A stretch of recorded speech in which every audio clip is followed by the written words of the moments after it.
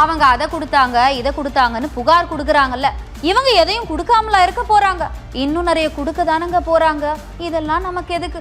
நம்ம இப்போ ஓபிஎஸ் பக்கமே போயிருவோம். போடி சட்டமன்ற தொகுதியில போட்டி போட விருப்பு மனு கொடுத்திருந்த ஓ பன்னீர்செல்வத்தை முதலமைச்சர் மு.க. ஸ்டாலின் நேர்காணல் பண்ணியிருக்காரு. இன்டர்வியூக்கு அப்புறம் பேட்டி கொடுத்த ஓபிஎஸ் என்ன சொல்லியிருக்காருன்னு பாருங்க.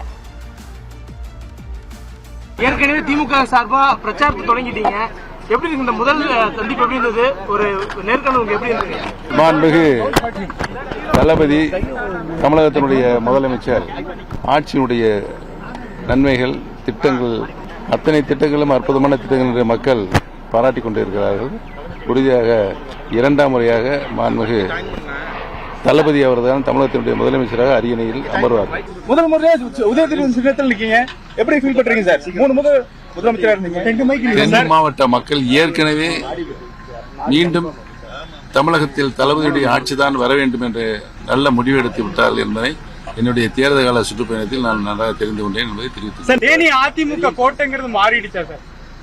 எப்படி இருக்கு களத்துல? அதிமுகவே இப்ப இல்ல. ஓபிஎஸ் ஓட இன்டர்வியூ பத்தி எல்லாம் பார்த்தோம். அடுத்ததா இன்னொருத்தவங்களை பார்க்காம இருந்தா எப்படி? அதாங்க சசிகலா. புதுசா கட்சி ஆரம்பிச்சிருக்கிற சசிகலா அவங்க கட்சி சார்பில் சட்டமன்ற தேர்தல்ல போட்டியிட விரும்புறவங்க மனுக்கள் பெறலாம் அப்படின்னு அறிவிச்சிருக்காங்க. அதிமுகவில் இருந்து வெளியேறின வி.கே. சசிகலா அனைத்திந்திய புரட்சி தலைவர் மக்கள் முன்னேற்றம் கழகம் அப்படிங்கிற கட்சியை தொடங்கி இருக்காங்க. கட்சி ஆரம்பிச்சது மட்டும் இல்லாம சட்டமன்ற தேர்தல்ல போட்டி போட போறதாவும் சொல்லி இருக்காங்க. அதனால அவங்க கட்சி சார்பில் போட்டியிட விரும்புறவங்க விருப்ப மனுக்களை வாங்கிக்கலாம்னு சொல்லி இருக்காங்க. இன்னையில இருந்து வர 22ஆம் தேதி வரைக்கும் விருப்ப மனு கொடுக்க போறாங்களாம். ஓ பன்னீர்செல்வம் திமுகவுல சேர்ந்துட்டாரு. திமுக சார்பில் தேர்தல களமிறங்கவும் போறாரு. ஆனா சின்னமா ஏன் வழி தனி வழி அப்படிங்கிற மாதிரி கட்சி ஆரம்பிச்சு தேர்தல் ரேஸ்ல கலந்துக்கிறாங்க. என்னதான் இருந்தாலும் முன்னாள் முதலமைச்சர் ஜெயலலிதா கூடவே இருந்தவங்க இல்லையா?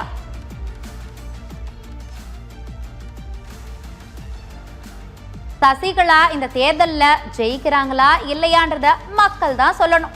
இப்ப நம்ம தேர்தல் நடத்தை விதிமுறைகள் பத்தி போயிருவோம். தேர்தல் நடத்தை விதிமுறைகளால வியாபாரிகளுக்கு கடுமையான பாதிப்பு ஏற்பட்டிருக்கிறதா தமிழ்நாடு வணிகர் சங்கங்கள் பேரமைப்பு தலைவர் விக்ரமராஜா குற்றச்சாட்டு தெரிவிச்சிருக்காரு. தனிநபர் ஒரு இடத்துல இருந்து வேறொரு இடத்துக்கு எடுத்துக்கிட்டு போற பணத்துக்கான கட்டுப்பாடுல மாற்றம் ஏற்படுத்தணும்னு தேர்தல் ஆணையத்துக்கிட்ட கோரிக்கை வச்சிருக்காரு. தேர்தல் தேதி அறிவிப்பதற்கு முன்பாக தேர்தலுடைய அதிகாரியை சென்னையில நாங்கள் சந்தித்தோம். டெல்லியிலே தலைமை நிர்வாகிகளுக்கு ஒரு கோரிக்கை மனு கொடுக்கப்பட்டது.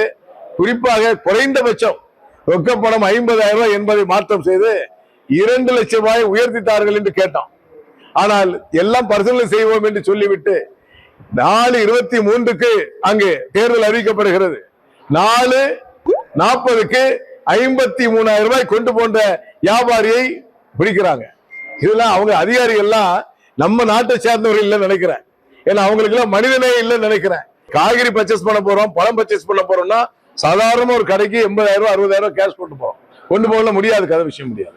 ஆனா அந்த அதிகாரிகளுக்கு தெரியும் யார் யார் பணம் அரசியல் கட்சியில் கொடுக்கிறாங்களோ அவங்க எல்லாம் எங்க வச்சிருக்க நல்லா தெரியும். ஆனால் வழியிடுவது வியாபாரிகள் என்பதையும் சாமானிய ஆட்டு வியாபாரிகள், மாட்டு வியாபாரிகள், விவசாயிகள் பலிபடுறாங்க. இந்த பலியிடுதல் வேண்டாம். கட்டாயமாக மனித நேயத்தை அமுல்படுத்துங்கள். விரைவாக 2 லட்சம் என்பதை அறிவித்து விடுங்கள். தேவையில்லாமல் அழிக்க கூடாது என்பதை பேரமைப்பு மிக தெளிவாக தெரிவித்துக் கொள்கிறது.